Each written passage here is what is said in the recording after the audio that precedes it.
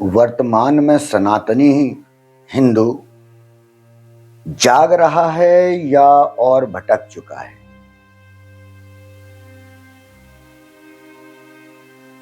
हमारे वेद, रामायण, महाभारत, हम धार्मिक ग्रंथों की बात करें तो जो हमारा श्रुति धार्मिक ग्रंथ है वो वेद हैं। जो स्मृति धार्मिक ग्रंथ हैं, रामायण, महाभारत और अन्य, इनमें से हम किस धर्म को फॉलो कर रहे हैं? क्या हम हिंदू धर्म को फॉलो कर रहे हैं? हमारे हिंदू धर्म में भोजन पूजा हमेशा एकांत स्थान में बताई गई है, पर्दे के पीछे बताई गई है। और जितने भी हमारे मंदिर होते हैं, ऊर्जा स्थल होते हैं, वो हमेशा इसीलिए एकांत स्थान में होते हैं ताकि आप अपने मन को एकाग्र कर सकें। तो हमारे किस ग्रंथ में जो वर्तमान का धर्म है उसका लिखा गया है? हमें वेदों में कहीं ये सीख नहीं दी गई। वेद जो हमारे हैं वो आत्म जागृति को बताते हैं, आत्म ऊर्जा को बताते हैं। जो वर्तमान का देखें तो वो कहीं से वेदों से मेल नहीं खाता। और ये बड़े दुख की बात है कि हमारे देश के जो ऋषि मुनि योगी अनेक प्रकार से जो साधना कर रहे हैं वो इस ओर ध्यान ही नहीं दे रहे कि धर्म को कितना पतन की ओर ले जाया जा रहा है। हर हिंदू धार्मिक है, but he don't know what is the religion. धर्म जो उसे सामने दिख रहा है, अपनी बात को फैलाना भगवान के नाम पे, बड़े बड़े ऊंचे ऊंचे स्थान पर बैठ के धन कमाना, क्या ये धर्म है? कहीं हमें वैदिक काल में, हमें रामायण महाभारत में हमें कोई ऋषि मुनि ऐसे नहीं मिलते हैं जो हमें ऐसे ऐसे गद्दी में बैठ के धन स्वामी, योग, ऊर्जा, धर्म का प्रमुख, सनातन का प्रमुख क्या है? त्याग। सनातन का प्रमुख सूत्र है त्याग, जो ऋषि मुनियों ने किया, भगवान राम ने किया, श्री कृष्ण ने किया, गौतम बुद्ध ने किया, जितने भी हमारे अवतार हुए हैं सबने त्याग किया और उन्हीं ने तभी हिंदू धर्म की स्थापना की। चिल्लाने से, दूसरे को अपना धर्म सिखाने से कभी इस प्रकार का कभी किसी ग्रंथ में नहीं लिखा है। भगवान राम ने, श्री राम ने धर्म के लिए क्या क्या नहीं त्यागा, क्या कष्ट नहीं झेला, तब धर्म की रक्षा की। अधर्म के लिए जैसे ही उन्हें वनवास हुआ था वो लड़ जाते कि मेरे को तो राज्य चाहिए वर्तमान की तरह। रामायण में यही सीख दिखलाई गई है कि धर्म का अर्थ है राज का मोह नहीं होना चाहिए। और वर्तमान का धर्म राजगद्दी के लिए ही चल रहा है। महाभारत हमें सिखलाती है, इतना बड़ा युद्ध सिखलाती है कि राज्य के लिए, जो राज्य पहले से दुर्योधन के पास था, वो पांडवों को दिलाने के लिए श्री कृष्ण ने जब उस युद्ध की रचना रखी तो उसमें पूरे भारतवर्ष का, उसे महाभारत क्यों कहा जाता है, जिसमें भारत के प्रत्येक राजा ने युद्ध में वहां पे खड़े हुए थे, किसी ना किसी, या फिर वो दुर्योधन की तरफ थे या फिर वो पांडव की तरफ थे। यहां तक कि राम के वंशज भी, वो भी उस युद्ध में वहां उपस्थित। धर्म की जागृति राम ने की, श्री कृष्ण ने की। हम उनके धर्म को कहां फॉलो करते हैं? बुद्ध ने जो धर्म का प्रचार किया, हम उस धर्म को कहां देखते हैं, मानते कहां हैं? हमारा जो वर्तमान का धर्म है वो हमारा खुद का बनाया हुआ है। हम किसी भी ग्रंथ के अनुसार नहीं चल रहे। महाभारत को कहते हैं हम अनभिज्ञता के कारण कि घर में नहीं रखना चाहिए, हम उसके अनुसार भी नहीं चल रहे। उसमें जो सीख दी गई है कि राज्य के लिए सब कुछ नष्ट कर देना, बस ये सीख उससे ली। और जिसने इससे की ये सीख ली वो इस कार्य को समझ गया। श्री कृष्ण भी भगवान साक्षात युद्ध में खड़े हैं, पर वो नष्ट होने से रोक सके क्या? पांडव की सेना को रक्षा कर पाए क्या वो? कितने महारथी मारे गए। भाग्य आपका कोई नहीं बदल सकता। ऋषि मुनि योगी अलग चीज है, प्रवचनकर्ता अलग चीज है। और जितने प्रवचनकर्ता रामायण, महाभारत, गीता या अन्य पाठ करते हैं, मेरा उनसे अनुरोध है कि जरा वेदों की बात को भी तो समझाएं। ये श्रुति है रामायण महाभारत, और श्रुति के पहले स्मृति। हम तब बोलते हैं जब कोई भी चीज हमारे स्मृति में आती है, तो स्मृति पहले है, बोलना हमारा बाद में है। रामायण महाभारत भी कभी स्मृति थी, और स्मृति से फिर वो श्रुति में आई। और श्रुति में आने में जो लिखने वाले ने लिखा, हम उसे समझने में अपने हिसाब से अपनी चीज ले रहे हैं, और वो भी नहीं ले रहे हैं। क्योंकि हिंदू धर्म में भोजन और पूजन ये एकांत के स्थान है, ये दिखाने की चीज नहीं। आज रील्स में, वीडियोस में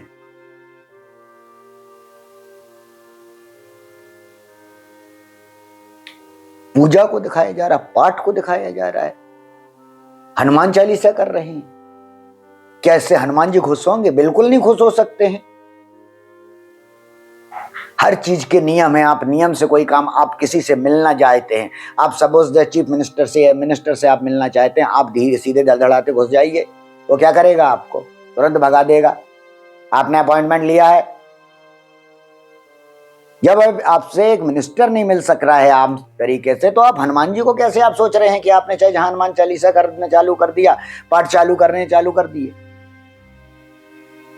इस प्रकार का हमारे ग्रंथों में कहीं पे भी लेख नहीं है। इस प्रकार का धर्म होता है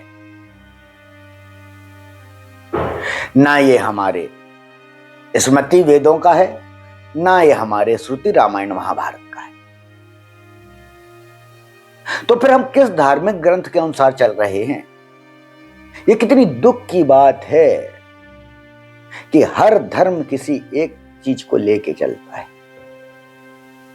हमारा बेस क्या है हमें यही नहीं मालूम। हम भीड़ में पीछे दौड़ रहे हैं। हम जिस कथा को सुनने जाते हैं, हम बार बार उस कथा को सुनते हैं। हम कथा को सुनने क्यों जाते हैं? कथा का आनंद लेने, कथा को समझने, या हम ये सोच के जाते हैं कि कोई कथावाचक आपकी समस्या को सुधार देगा? इस दुनिया में सैकड़ों लोग हैं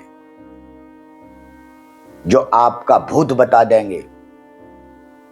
सैकड़ों लोग हैं, माफ करिएगा, हजारों लोग हैं, लाखों लोग हैं जो आपका भविष्य बता देंगे। पर कोई ऐसा मानव नहीं है जो आपका भाग्य बदल देगा। यदि कोई आपका भाग्य बदल सकता है तो वो आए सामने और बताए कि ये है भाग्य और ये होगा। मैं बताता हूं कि इसके भाग्य में ये लिखा है। अब कोई प्राणी है जो ये कह दे उसका भाग्य बदल के मैं उसे ये बना दूंगा। चाणक्य ने चंद्रगुप्त को राजा इसीलिए बनाया क्योंकि उसने पहले जब उसका योग देख लिया था कि इसके योग में राजा बनना लिखा है।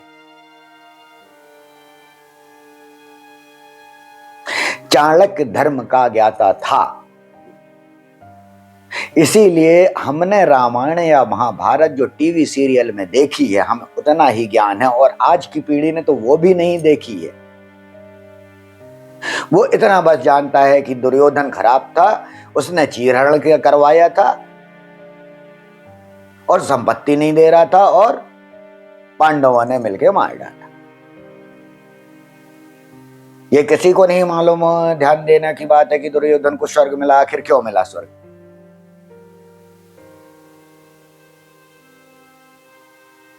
हम किसी भी चीज के बेस में, हम हिंदू और सनातन में बहुत फर्क है।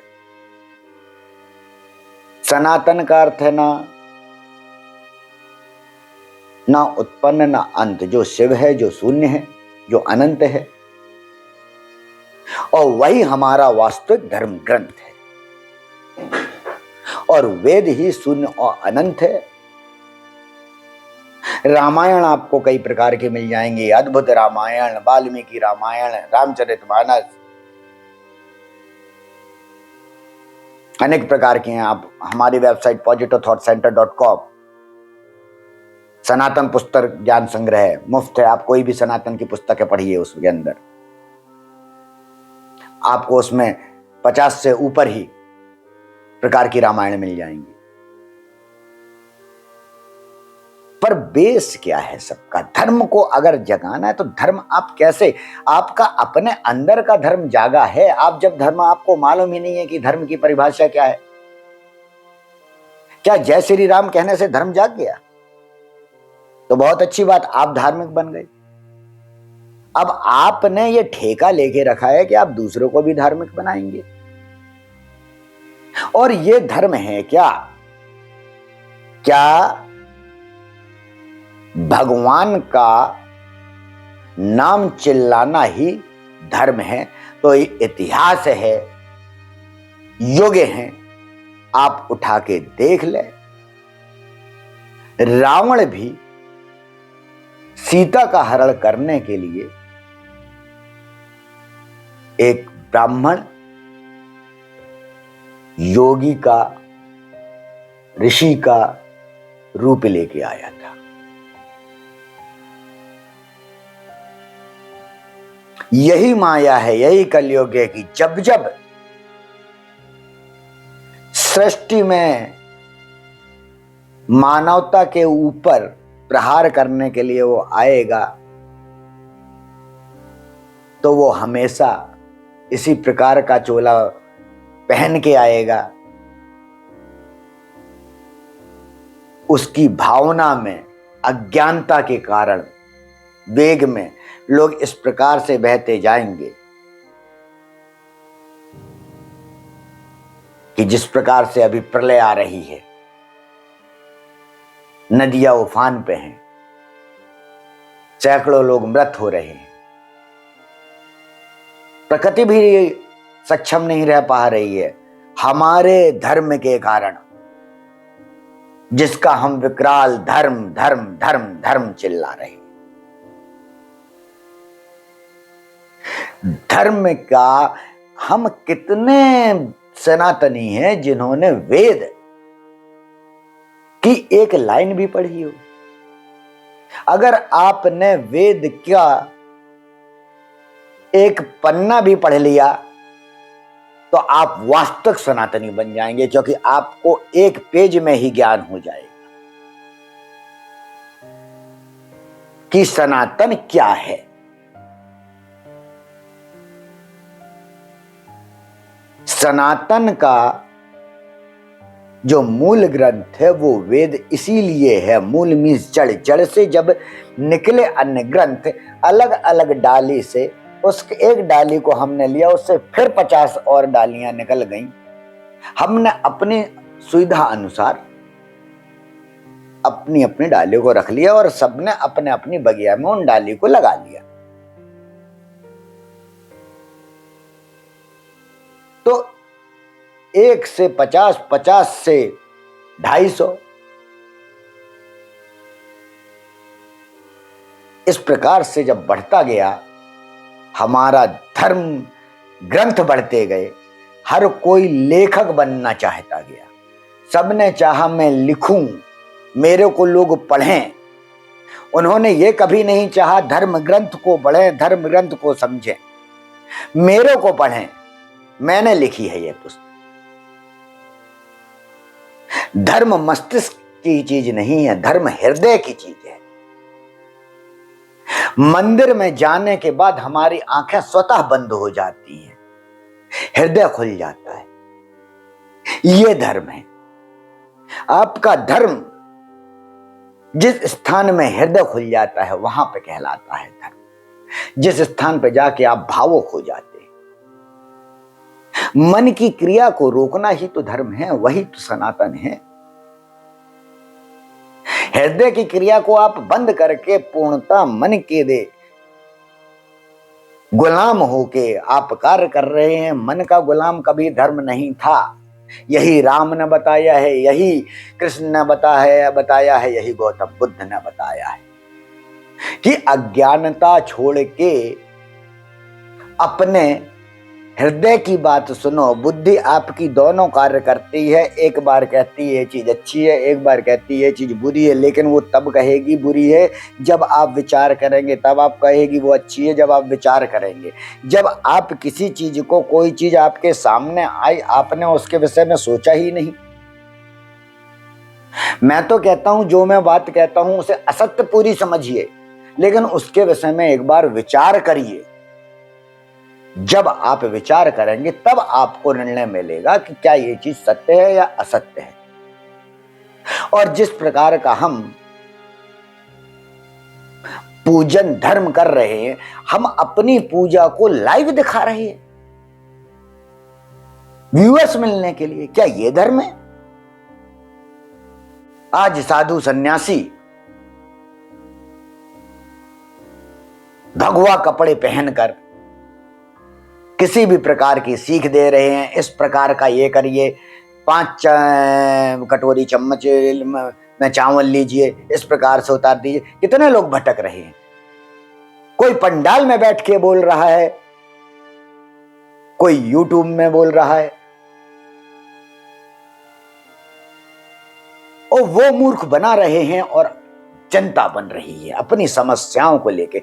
जो चीज रामायण महाभारत गीता की वो भावुकता आपको बोल रहे हैं, जिससे आपकी अश्रुधारा बहने लग रही है, उसके आगे के ज्ञान का भी तो उसमें लेख है। क्यों नहीं इस बात को, इस लाइन को वो बार बार जब रामायण को सुनाते हैं तो बोलते हैं, सुनो भरत भावी प्रबल।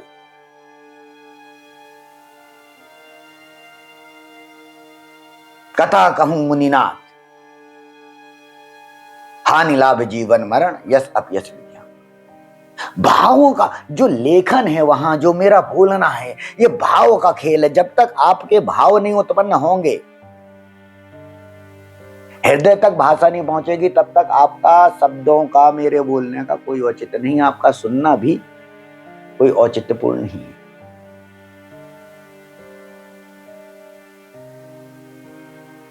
पूजन मनन ध्यान ज्ञान ये सब हृदय से होता है।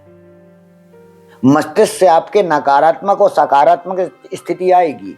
ज्ञान की स्थिति कभी मस्तिष्क से नहीं आती। उस चक्कर का कुछ और कार्य है, वो मिलियन पावरफुल है।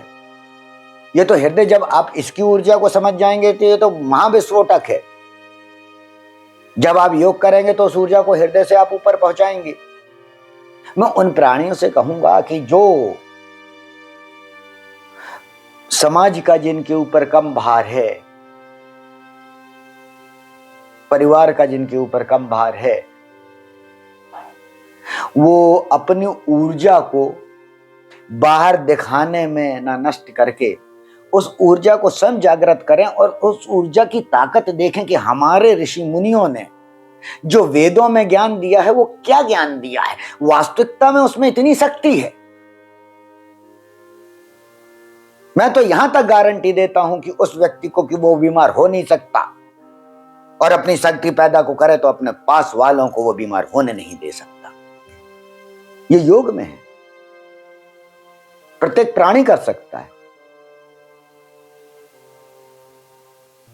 योग सूत्र जो हमारे धर्म शास्त्र है, पातंजलि का योग सूत्र हमारा धर्म शास्त्र है। आपने रामायण महाभारत को जिस श्रेणी में रखा है उसी श्रेणी में हमारे पातंजलि योग शास्त्र है, और उसमें पहली लाइन है अथ योग अनुशासनम। बिना अनुशासन के योग नहीं हो सकता, क्योंकि योग अनुशासन है। दूसरा आता है चित्त की वृत्ति का विरोध करना, कि जो मन में शून्य कर लेना अर्थात शिव बन जाना। दूसरे की हंसी में हंसी, दूसरे के दुख में दुख, तो अपने में फिर परम आनंद। धर्म की जागृति अति आवश्यक है, और यही हमारा वेद और शास्त्र। मेरा कहने का उद्देश्य बिल्कुल नहीं है कि आप इस वीडियो को देखें। मैं तो सब्सक्राइब, आप अगर आपको बुरा लगे तो अनसब्सक्राइब भी करें। मेरा उद्देश्य सिर्फ इतना है, जो वेद का लेखन है, वेद का लेखन यही है जो शिव हमारे प्रथम महादेव हैं, जो उन्होंने सप्त ऋषियों को इसीलिए ही भेजा